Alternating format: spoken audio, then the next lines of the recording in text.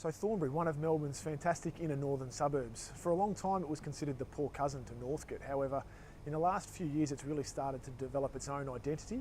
Being only 7 kilometres north of the Melbourne CBD itself, it's a very desirable suburb with fantastic public transport linkages, both via tram along High Street and St George's Road, but also the South Morang train line running up along the High Street or neighbouring the High Street to access all of the suburbs that run through Northcote and into Thornbury.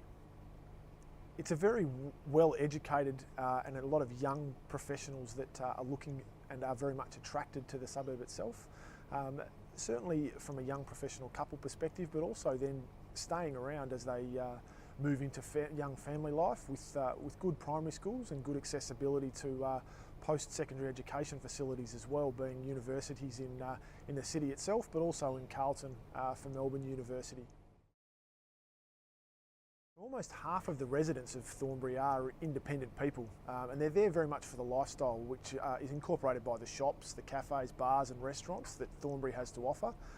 Things such as the Welcome to Thornbury, the food truck court, which is opened in an old car factory along High Street in 2015, has become highly sought after and a real draw card to the area. Thornbury's got a fantastic and very interesting history to it as well. It was very much a working class suburb with the brickworks and other industry in and around the area, and there's many buildings that date back to pre-war periods, certainly with the Victorian Edwardian type dwellings. Very much the migration post-war led to a very big Greek and Italian presence within the suburb as a whole, and that's still evidenced today by things such as the Saracos Market and a lot of Greek and Italian restaurants, particularly along the High Street. You really can't go further than 10 minutes in any direction without being able to get a good pizza. Thornbury is very much a typical land boom neighbourhood with lots of little cottages dating back to the late 19th century and certainly into the 20th century. But over the years its streetscapes have quite often become a little mixed. So you won't find row after row of terrace Victorian houses like you will in, say, Carlton North or Fitzroy North.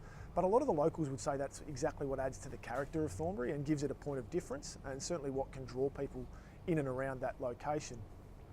It's certainly something that you need to understand is what is expected in Thornbury. You don't expect as an investor to have exactly the same type of construction and consistency of streetscape in this suburb as you would expect in others. A bit of history for you. Thornbury's first property investor was actually Job Smith, and he bought a block of land in 1854 for £2,000.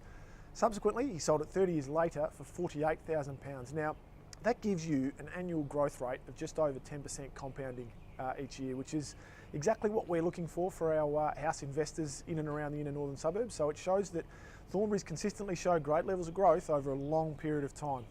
And today we're seeing median house prices certainly around the $1.2 million mark, give or take. So it's really continuing to be a great investment option for a lot of people. You just still need to make sure that you're buying in the right street with the right floor plan and in the right parts of Thornbury.